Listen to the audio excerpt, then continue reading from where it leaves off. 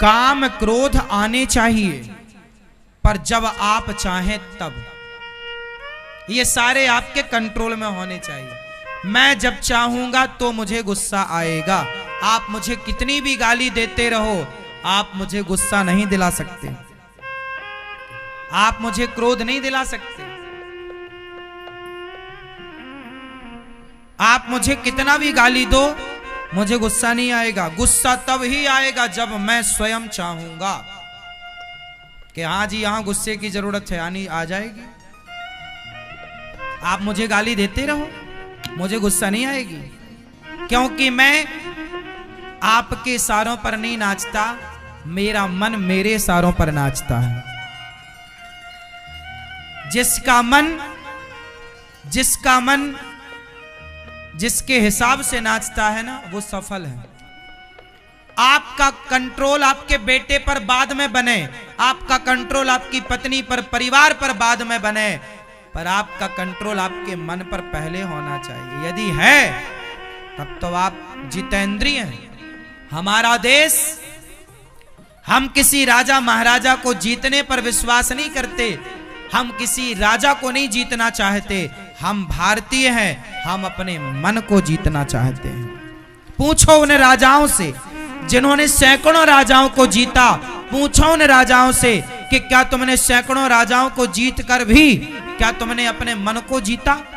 और मन को नहीं जीता तो सैकड़ों राजाओं को जीत कर भी आप दुखी ही रहेंगे। सुखी व्यक्ति तब होगा जब अपने मन को जीतेगा। इस संसार में सुखी वही हो सकता है जिसने अपने मन को जीता हो। और जीतना मतलब कंट्रोल। जब आप चाहेंगे तब क्रोध आएगा, जरूरत पड़ने पर लोभ आएगा, वरना लोभ नहीं। 1 करोड़ रुपया किसी का पड़ा हो, मैं कभी उस पड़े हुए पैसे की ओर, पड़ा हुआ सोना हो, कुछ भी मैं कभी देखता नहीं। उठाने की तो छोड़ो, देखता भी नहीं। जो मेरी कमाई का है, मेहनत का है, वो 1 रुपए क्यों ना हो, वो मेरे लिए बड़ा है। पर व्यर्थ का करोड़ों पड़ा हो, मेरे लिए माटी है। लोभ हो, अपने पैसे का हो, अपने मेहनत के पैसे का लोभ हो, भाई ये मेरा है, मेरी मेहनत का है, ये मेरा है। लेकिन आपका पड़ा है 1 करोड़ रुपया, मुझे मतलब नहीं। लोभ होना चाहिए, अपने का लोभ रखो ना। कंट्रोल मन होगा, कंट्रोल में मन होगा तो ये स्थितियां उत्पन्न होंगी। मन कंट्रोल केवल अपने पति और अपनी पत्नी को देखकर ही मन में काम का संचार हो। किसी और स्त्री को, हमारे गुरुजी एक दिन बता रहे थे कि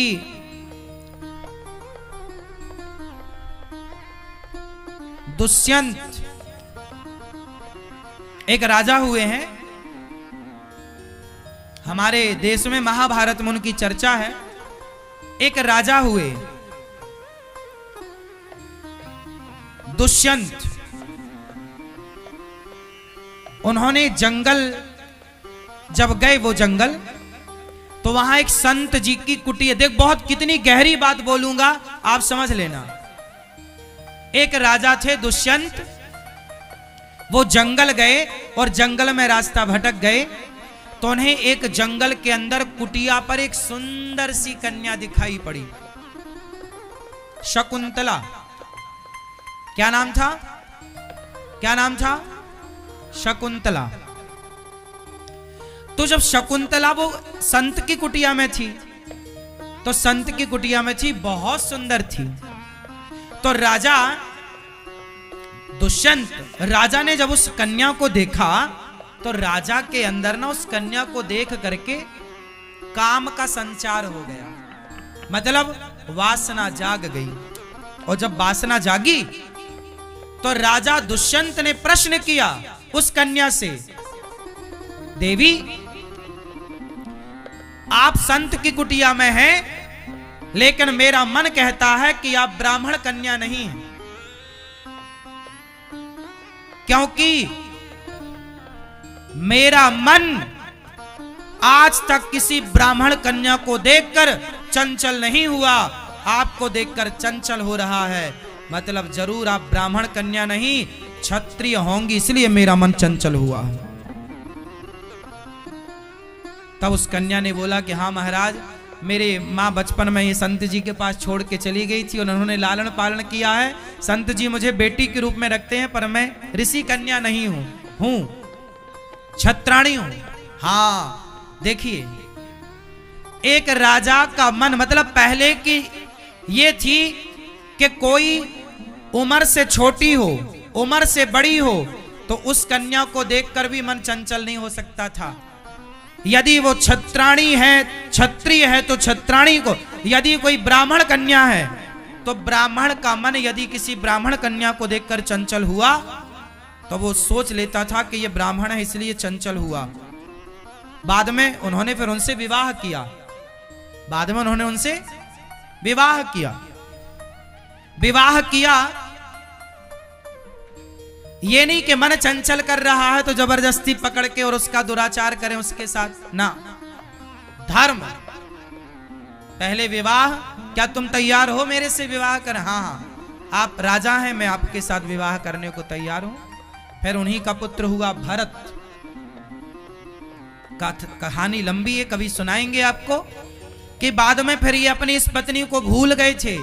एक अंगूठी दी थी कि तुम आना कभी तो हमारे, जब ये अंगूठी दिखाओगी तो वो हम पहचानेंगे, तो इनकी अंगूठी खो गई, पहचाना नहीं। बाद में फिर वो अंगूठी मिली और फिर दोनों ने एक दूसरे को स्वीकार किया। मैं आपको केवल इतनी सूक्ष्म बात बताने जा रहा हूं कि मन को जो साध लेता है, वो साधा हुआ मन ना किसी को भी देखकर चंचल नहीं होता। इसलिए आज 99.99 लोग ऐसे हैं जो अपने मन से कभी बात करते ही नहीं है, जो कभी अपने मन को सही गाइड करते ही नहीं है, जो कभी अपने मन को सही दिशा देते ही नहीं है, जो कभी अपने मन को समझाते ही नहीं है, जो कभी अपने मन को डांटते ही नहीं। तुलसीदास जी डांट रहे हैं, रे मन तू सत्संग कर, छोड़ जगत की रीत, अंत समय पछताएगा जब आयु जाएगी बीत। आप लोगों ने गलतियां ये की कि कभी अपने मन से बात नहीं की, कभी अपने आप से बात नहीं की। मन को कंट्रोल कैसे करेंगे आप? कोई काम किया उसके लिए?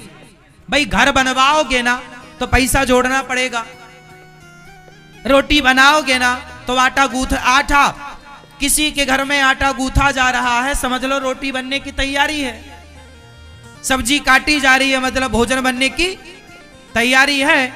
हाँ, अब आप ये बताओ कि आपने मन को कंट्रोल करने की कौन कौन सी तैयारियां करी हैं? बताओ जरा अपनी तैयारी,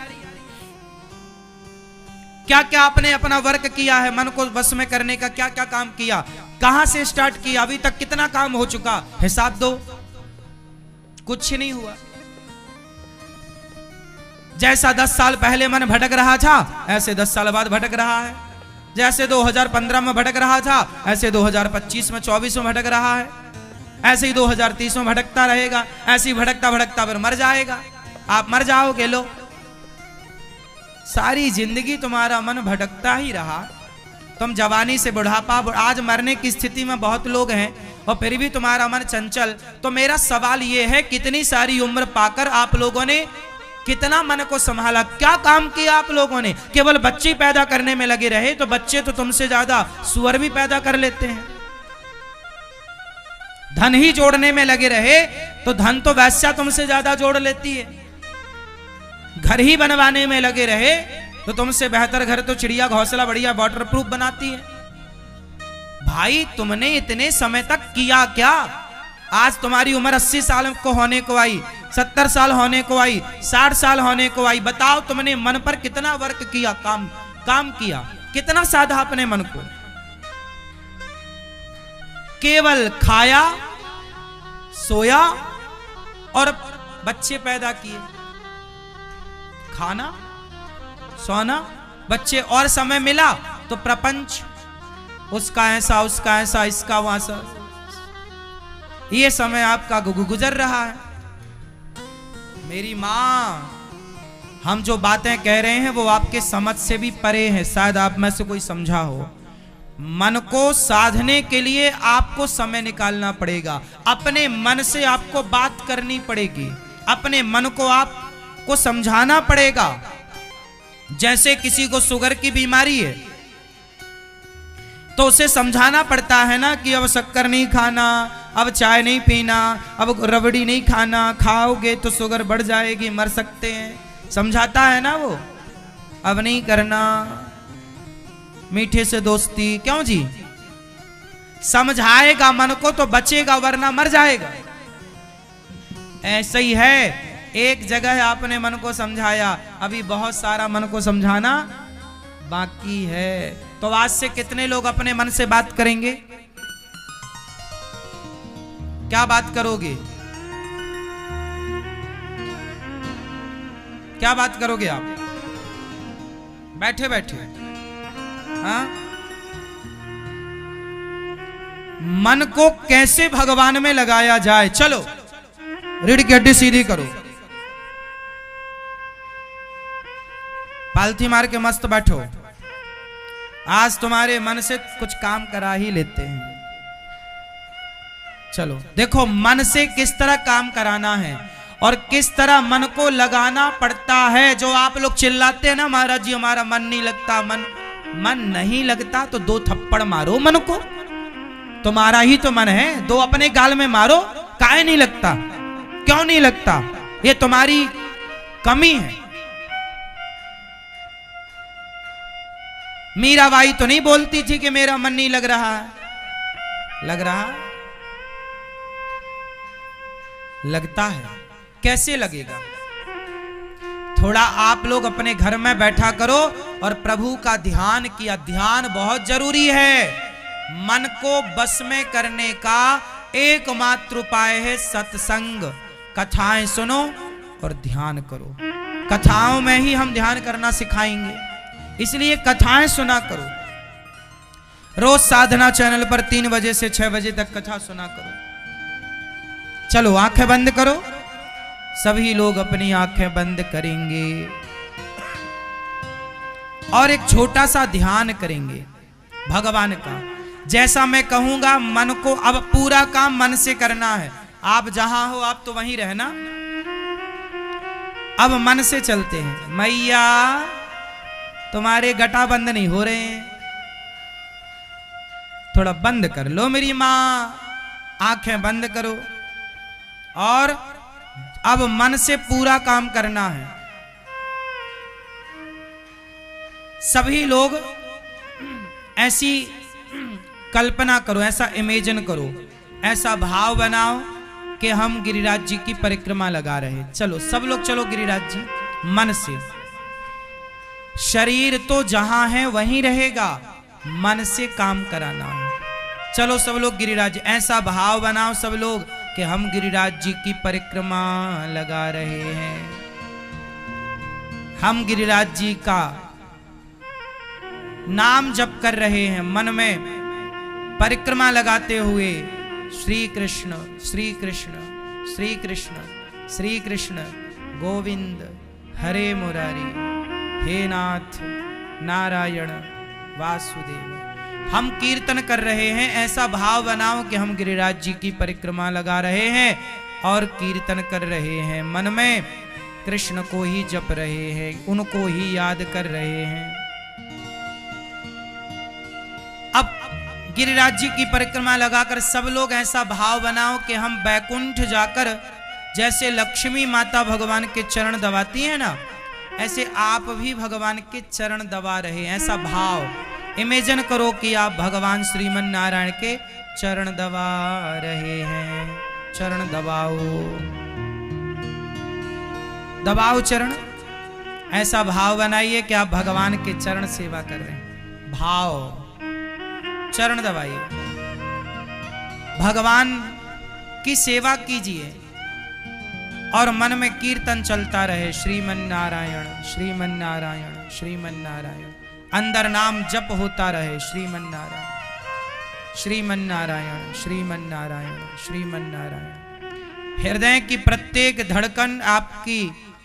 आपके हृदय में श्रीमन्नारायण का जप चलता रहना चाहिए। अब सभी लोग ऐसा भाव बनाओ कि हम सब अयोध्या जी गए हैं और सरयू स्नान कर रहे हैं अयोध्या जी में। सब लोग चलो नहाओ सरयू जी, भाव से इमेजिन करो कि हम नहा रहे हैं सरयू। फिर साफ सुथरे कपड़े पहनकर अब रामलला का दर्शन करने जा रहे हैं। सब लोग भाव कि हम रामलला का दर्शन कर रहे हैं। अब ऐसा भाव बनाओ कि हम वृंदावन आकर बिहारी जी का दर्शन करने गए और बिहारी जी की सुंदर सी छवि सामने है। उनके घुंघराले से बाल, मोर का पंख, उनके सुंदर सा उनका स्वरूप, उनके गाल, उनके होंठ, उनके गले में पड़ी हुई माला, सुंदर सा श्रृंगार। अब आप हाथ जोड़ो और भगवान से कुछ कहो। सब लोग हाथ जोड़ के मेरे संग बोलेंगे।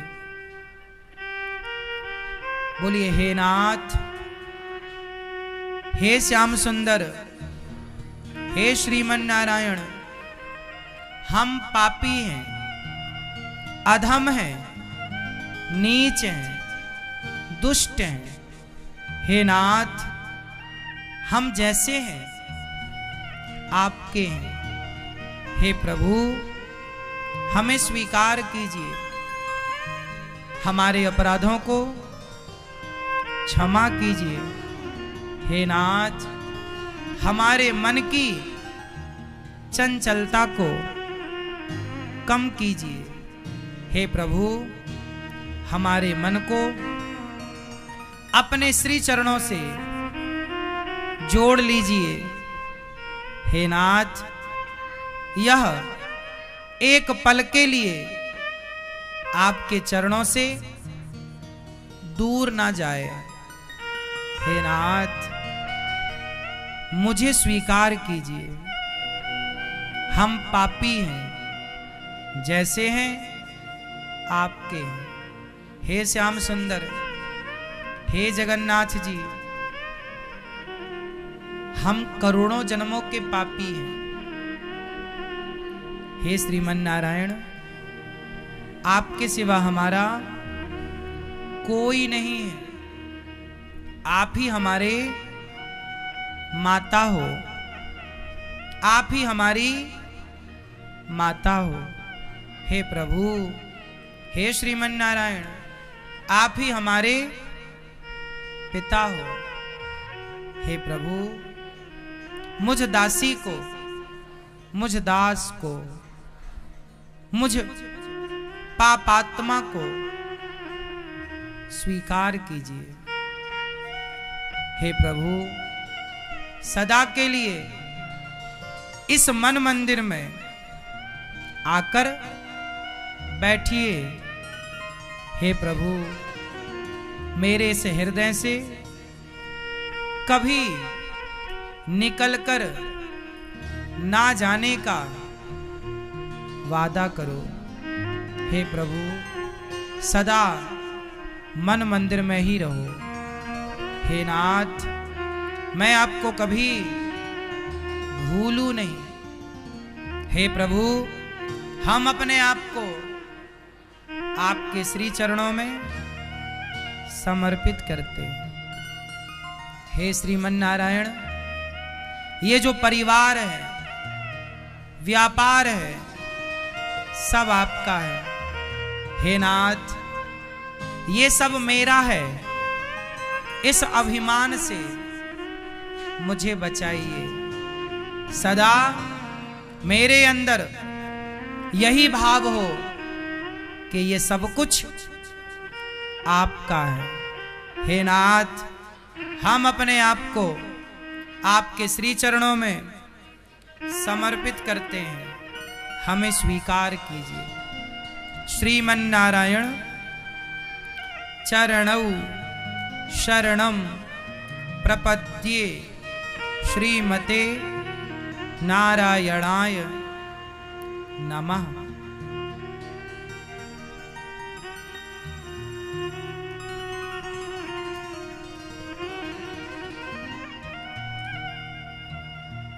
अब आप लोग अपनी आंखें खोल लीजिए। अब आप बताओ कि आपके शरीर ने काम किया या अभी मन ने काम किया? किसने काम किया? किसने?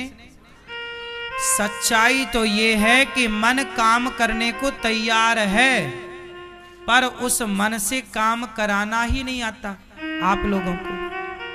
सच बताओ, आप लोग कहीं गए नहीं, पर गिरिराज जी की परिक्रमा हो गई कि नहीं? मन से कहीं गए नहीं, पर बैकुंठ जाके पांव दबा के आ गए, जैसे लक्ष्मी जी दबा रही हैं भगवान के। और ये प्रार्थना जो आपने अभी की, ये रोज भगवान से प्रार्थना करो कि प्रभु हम पापी हैं, जैसे हैं आपके हैं, स्वीकार कीजिए। मन को लगाना पड़ेगा। मन कभी नहीं कहेगा कि चलो जी आज पूजा कर लेते हैं। मन को पहले उसका चस्का लगाना पड़ेगा, उसका स्वाद चखाना पड़ेगा, क्योंकि मन हमेशा उसकी तरफ जाता है जिसका स्वाद उसने चखा हो, जिसका स्वाद उसने चखा हो। जिस व्यक्ति ने कभी गुलाब जामुन खाया ही नहीं, रसगुल्ला खाया ही नहीं, और जब खाया ही नहीं, उसके बारे में सुना ही नहीं, उसको देखा ही नहीं, तो क्या कभी उसका मन गुलाब जामुन की ओर जाएगा? या तो खाया हो तो मन जाएगा कि यार वो खाया था फिर से लाओ, या तो उसको देखा हो, या तो उसके बारे में सुना हो। यदि सुना नहीं, देखा नहीं और खाया नहीं, तो फिर उसके लिए मन कभी उसे चंचल परेशान। तो जिसको आप देखते हैं, जिसके बारे में आप सुनते हैं, जिसका स्वाद आप लेते हैं, मन उसकी ओर बार बार जाता है। इसलिए कहता हूं, आंखों से भगवान के दर्शन का स्वाद लोगे तो मन बार बार दर्शन की ओर जाएगा। कानों से कथाएं सुनोगे तो मन बार बार कथाओं में जाएगा, और चखने में केवल भगवान का प्रसाद चखोगे तो बार बार मन प्रसाद में जाएगा। और यदि तुमने चरस अफीम का स्वाद ले लिया तो फिर मन बार बार चरस अफीम की ओर। शराब का स्वाद ले लिया तो बार बार। और सुनो, किसी को पराई औरत का एक बार स्वाद लग गया तो वो आदमी लाख समझाए उसे फिर कोई, क्योंकि बातें स्वाद की हैं। जिसमें काम ही नारी पियारी जिमी, लोभ ही के प्रिय दाम, तिमि रघुनाथ निरंतर प्रिय लाग्यो मोहि राम। जिसे भगवान के दर्शन में स्वाद एक बार आ गया, फिर लाख उसे कोई चाहे तो नहीं, वो तो भगवान में ही जाएगा, बार बार उसका चित्त भगवान। क्योंकि है ये सब सिद्धांत ऐसे ही है ना, मैं सिद्धांत की बात कर रहा हूं। समझ में आई ना बात? तो आप में से कितने लोग अपने मन को अब भगवान में लगाने का तरीका समझ गए? इस तरह। और आज के बाद ये सवाल मत पूछ लेना मेरे से कि मैं महाराज जी हमारा मन नहीं लगता। लगता नहीं है, लगाना लगता नहीं है, लगाना। मन को मारना पड़ता है, डांटना पड़ता है, समझाना पड़ता है। आप लोगों ने कभी डांटा नहीं, मारा नहीं, समझाया नहीं, इसलिए आपका मन आपकी खोपड़ी में चढ़ा हुआ, सिर पे चढ़ा हुआ। दो थप्पड़ जमाओ इस मन को। रे मन चल, कहां भाग रहा है?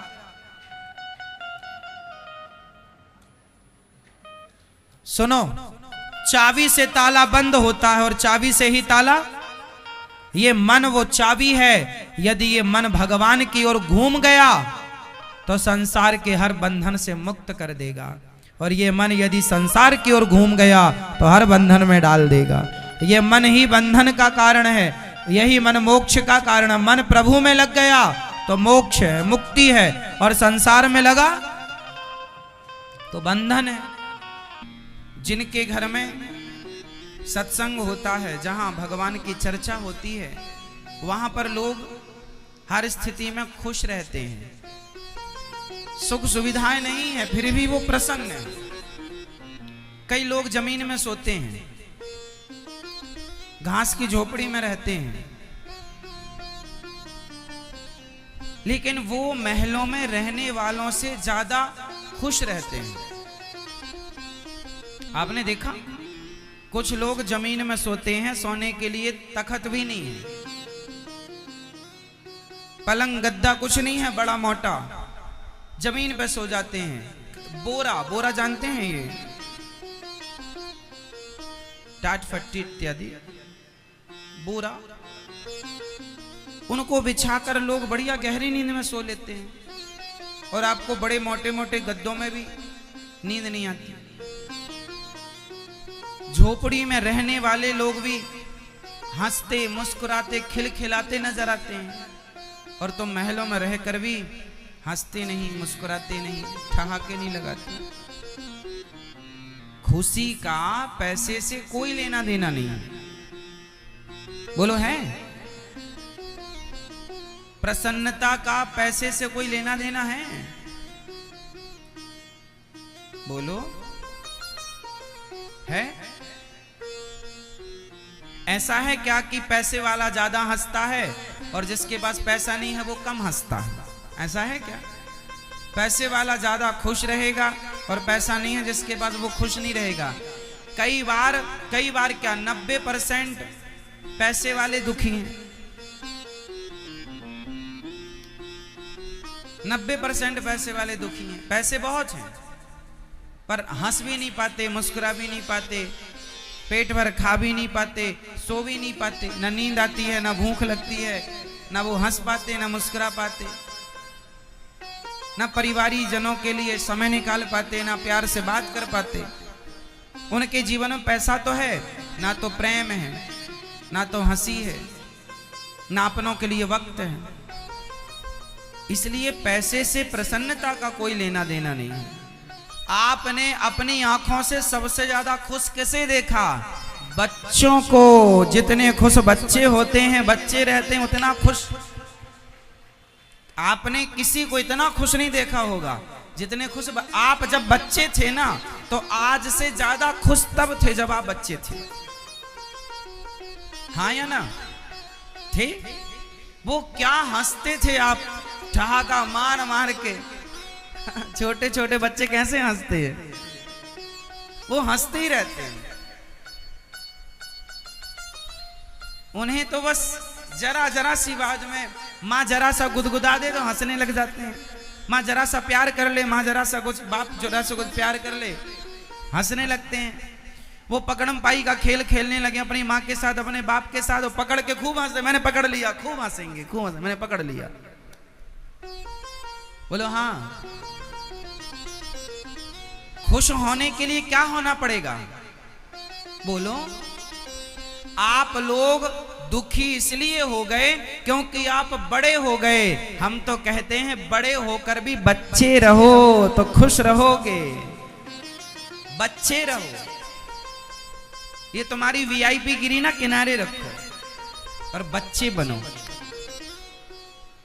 जिंदगी को एंजॉय करना है, आनंद लेना है तो वीआईपी बन के नहीं ले पाओगे। बच्चे, छोटे छोटे बच्चों से सीखो। खुश रहने का फॉर्मूला उन बच्चों के पास, हर बात में वो प्रसन्न होते हैं। आप बड़े हो गए ना, इसलिए आप दुखी हो गए। अच्छा, गाय का छोटा बच्चा, गाय का छोटा बछड़ा और बड़ा बैल। गाय का छोटा बछड़ा क्या पीता है? जोर से, दूध। और वही जब बड़ा हो जाए तो क्या खाता है? भूसा। हरी घास ज्यादा दिन नहीं मिलती, भूसे से गुजारा करना पड़ता है। तो सुनो, छोटे बछड़े पय पिए, बड़े हों या भूस खाएं। छोटे छोटे बछड़े दूध पीते हैं और वही बड़े हो जाएं तो भूसे से लग जाते हैं। छोटे रहोगे तो दूध मिलेगा और बड़े बन जाओगे तो भूसा मिलेगा। इसलिए आप लोग भूसे से लगे हैं, इसलिए हंसी खुशी सब गायब है, भूसे से लग गए। छोटे रहेंगे तो खुश रहेंगे, प्रसन्न रहेंगे। इसलिए छोटे रहो। हनुमान जी लंका गए, बड़े बन कर गए, छोटे बन कर गए। हाँ, अति लघु रूप पवन सुत लयाऊं, मसक समान रूप कपिधरी। हनुमान जी के बारे में लिखा, जब वो लंका गए तो छोटे छोटे बनकर जाओगे तो दूध पियोगे। गाय छोटे बच्चे से ज्यादा प्यार करती है, उसे ज्यादा लाड़ लड़ाती, ज्यादा चाटती है। बड़ा बैल हो जाओ उसे नहीं चाटती। तो भगवान तो कहते हैं सदा छोटे रहो, सदा सदा छोटे रहो। आप बड़े बनने की, आज 100 में से 99 लोग, 100 में से 99 नहीं, 100 की 100 लोग आज बड़े बनने के पीछे भाग रहे। बड़े बनो, हमने कब मना किया?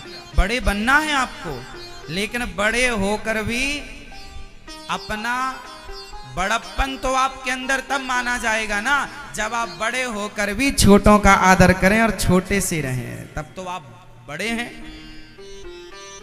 अब आजकल आदमी बड़ा होता है ना, पर छोटा नहीं होता। इसलिए खुश रहने का फॉर्मूला है बच्चे रहो, है ना मेरी माँ? बच्चों के संग खेलो। बच्चों की सबसे बड़े साधु कौन है? बच्चे। बच्चों के अंदर कोई द्वेष भावना नहीं, ईर्ष्या नहीं, द्वेष नहीं, छल नहीं, कपट नहीं। छोटे छोटे बच्चों को आप कपड़े पहनाओ या मत पहनाओ, कोई फर्क नहीं पड़ता। हाँ, क्योंकि बच्चों के अंदर कोई वासना है ही नहीं। आपको भगवान ने, आप सब संत ही पैदा हुए थे, आप सब संत ही थे, लेकिन जब ज्यों-ज्यों बड़े हुए ना, त्यों-त्यों आपके अंदर विकार प्रवेश करते गए और आपने विकारों को आने दिया। आप जब छोटे थे तब आपको गुस्सा आता था? काम, क्रोध, लोभ, मोह कोई बुराई थी? नहीं, आप बिल्कुल गंगा की तरह निर्मल थे, कोई दोष नहीं था आपके अंदर। ज्यों-ज्यों आप बड़े हुए आपके अंदर चीजें आती गई, बुराई इतनी आई कि अब आप बुरे हो गए। इसलिए अब आपको फिर वो बच्चा बनना है, फिर बच्चा बनना है, फिर अपने अंदर की वो सारी जो बुराइयां हैं समाप्त करो और बच्चे बन करके रहो।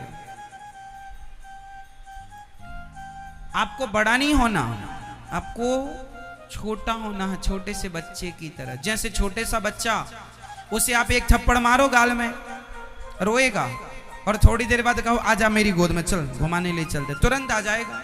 उसके अंदर ईर्ष्या नहीं है, अरे तुमने मुझे मारा मैं भी तुम्हें मारूंगा, ऐसा कोई द्वेष नहीं है उसके अंदर। उसके अंदर छल नहीं है, चतुराई नहीं है, बिल्कुल बच्चा बिल्कुल सच्चा है, निष्कपट। जरा बताओ वो निष्कपटता, वो निश्चल भाव आपके अंदर है क्या? बच्चे टाइप का है ना? नहीं। अच्छा, जब आप बच्चे थे ना, तब आपके पास इतनी बुद्धि नहीं थी जितनी बुद्धि आज है, इतनी समझ नहीं थी, और समझ जब आई तब तक आपका लड़कपन खत्म हो गया। अब आपको एक काम करना है कि समझ तो ऐसी चाहिए जैसी आज है, पर भाव वो बच्चे वाला चाहिए, भाव बच्चे वाला चाहिए। अब बड़े बड़े साधु, जब हमारे पास अक्ल नहीं थी तब हम कपड़े नहीं पहनते थे, छोटे से थे, कोई छल नहीं, द्वेष, तब हमें पता ही नहीं था कि भगवान क्या होते हैं, संसार में आए क्यों, जब हमें ज्ञान नहीं था। और जब तक ज्ञान हुआ तब तक आयु ज्यादा हो गई, बुराइयों ने डेरा जमा लिया। अब हम मन को वश में करते हैं, मन वश में नहीं होता। इसलिए आप लोग एक छोटा सा काम करो कि आपकी बुद्धि, आपका विवेक तो बड़ों की तरह हो, पर भाव बच्चों की तरह हो।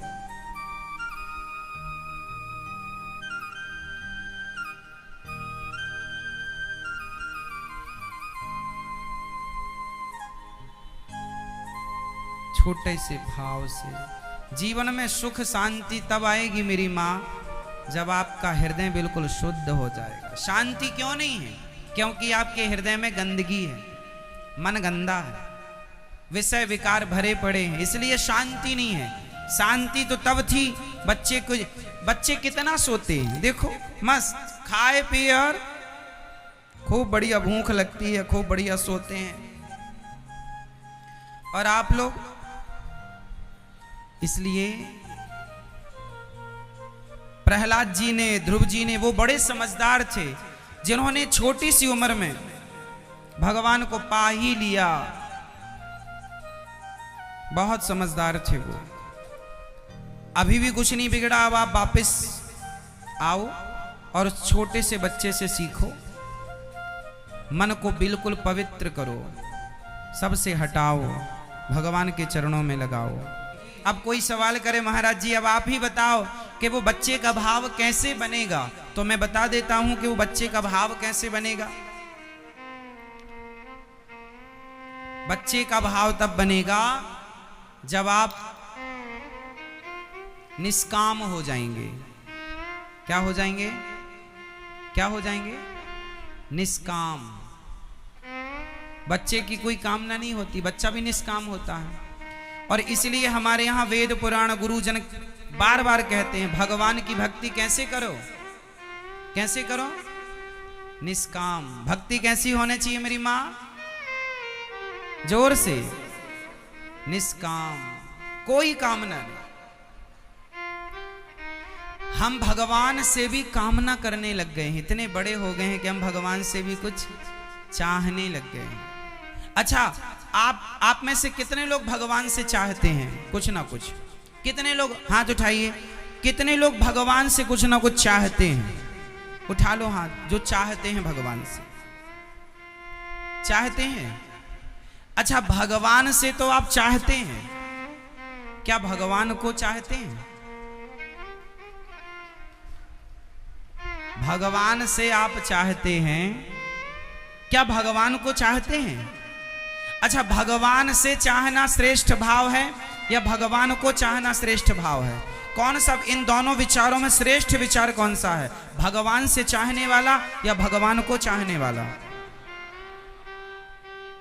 हाँ, भगवान को चाहने वाला। भगवान को चाहने वाला विचार श्रेष्ठ है, लेकिन आज इस विचार का व्यक्ति कम है इस विचार का कम है जो भगवान को चाहता हो। आजकल तो लोग भगवान से ही चाहते हैं, हे भगवान ये दे दो, हे भगवान ये होना चाहिए, हे भगवान ऐसा ही होना चाहिए। हाँ, 1 किलो लड्डू चढ़ाएंगे हम, हे भगवान बहू के बेटा हो जाए, 2 नारियल तोड़ेंगे और 11 रुपए भी चढ़ाएंगे।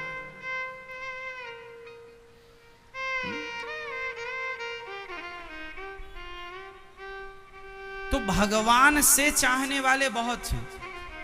अच्छा, भगवान से चाहने वाले कौन हैं? ये निष्काम नहीं है। और सुख कहां मिलना है?